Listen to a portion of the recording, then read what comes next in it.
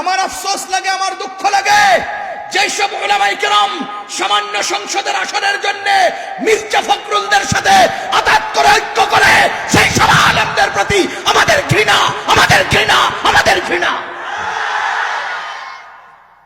আমি সুস্পষ্টভাবে বলছি, বাংলাদেশের হেফাজতে ইসলাম, বাংলাদেশের হেফাজতে ইসলাম এটা জনবহুল, এটা প্রভাবশালী একটা অরাজনৈতিক সংগঠন।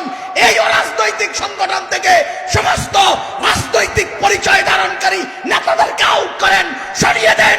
হেফাজত নিয়ে টানা হেসরা আমরা সহ্য করতে পারি না। জমিয়তের নেতারে বানাইছেন হেফাজতের নেতা, সে টানে হেফাজতকে জমিয়তের দিকে।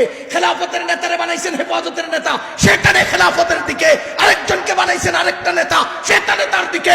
না, আমরা চাই না অরাজনৈতিক হেফাজত অরাজনৈতিক থাকবে। আওয়ামী লীগ ফ্যাসিস্ট হবে, হেফাজত আজাদ করবে। বিএনপি ফ্যাসিস্ট হবে, হেফাজত প্রতিহত করবে। খোদার কসম, কোন রাজনৈতিক নেতা আমরা হেফাজতে দেখতে চাই না। আমি আজকে মুফতি বশিরুল্লাহ সাহেবকে স্পষ্ট বলেছি যে হেফাজতকে তামাশার পাত্র বানাবেন না। আজকে বলেছি, আজকে মাগরিবের পর, হেফাজতকে তামাশা বানাবেন না। হেফাজতের অধীনে কোন রাজনৈতিক নেতার কোন প্রশ্ন আমরা সহ্য করতে রাজি না। একটা রহস্য বুঝেন, আওয়ামী লীগের ক্ষমতার সময় আওয়ামী লীগ ইসলাম চালাইছে তরিকত ফেডারেশনকে দিয়া, আর বিএনপির ক্ষমতার সময় বিএনপি ইসলাম চালিয়েছিল জামাত ইসলামকে দিয়া। কওমি উলামায়ে কেরাম বিএনপিকেও সহ্য করে নাই, আওয়ামী লীগকেও সহ্য করে নাই। দুই দলের মাঝখানে থেকে যে ইসলাম বিরোধী কাজ করেছে তার বিরুদ্ধে কওমি আলেমরা সংঘবদ্ধ হয়েছে। আজকে জামাত ইসলাম আলাদা হয়েছে, বিএনপি কওমির দালালদেরকে সাথে নিয়েছে।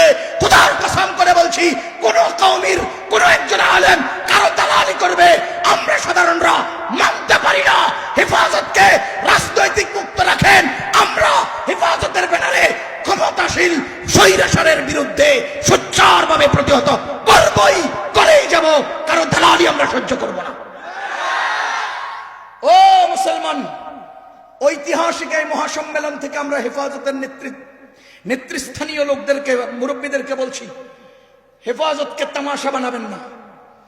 আল্লামা আহমদ শফী সাহেবের অরাজনৈতিক এবং আধ্যাত্মিক চিন্তার উপরে প্রতিষ্ঠিত হেফাজত ইসলামকে নিজেদের স্বকীয়তা, নিজেদের শক্তি সামর্থ্য নিয়ে বাতিলের মোকাবেলে সংঘবদ্ধ খেদমত করার সুযোগ দেন। আপনারা রাজনৈতিক পরিচয় ধারণকারী ব্যক্তিদেরকে হেফাজতের নেতা বানাইছেন। কুল্লু হিজবিন বিমা লাদাইহিম ফারিহুন, প্রত্যেকে নিজের দিকে টানতে থাকে। ওয়ালিন্নাসি ফীমা ইয়াশাকুনা মাযাহিবু, প্রত্যেকে হেফাজতের নিজের মনে করে ব্যবহার করতে থাকে।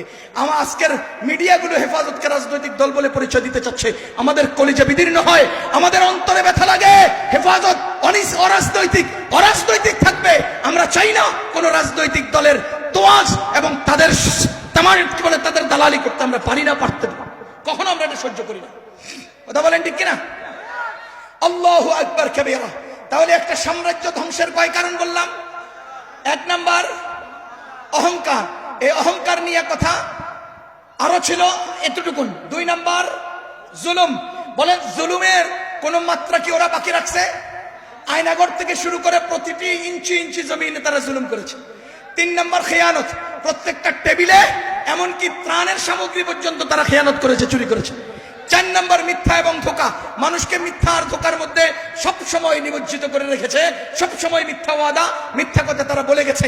সুতরাং এই চার কারণে সাম্রাজ্য ধ্বংস হয়। আগামী সাম্রাজ্যবাদদেরকেও বলছি, এগুলোকে ভোট করে জনগণের হয়ে, জনগণের মাঝে, জনগণের জন্য রাজনীতি করবেন। জনগণের বুকে বসে জনগণের রক্ত চোষা রাজনীতি যদি করেন, জনগণ আপনাদের টুটে ছিঁড়ে ফেলবে ইনশাআল্লাহ। জনগণের হয়ে, বলেন জনগণের হয়ে, জনগণের মাঝে, জনগণের জন্য রাজনীতি করেন। জনগণ বুকে আর মাথায় রাখবে।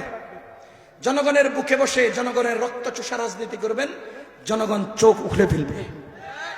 আল্লাহ আমাদেরকে কথাগুলো বুঝার তৌফিক দান করুন।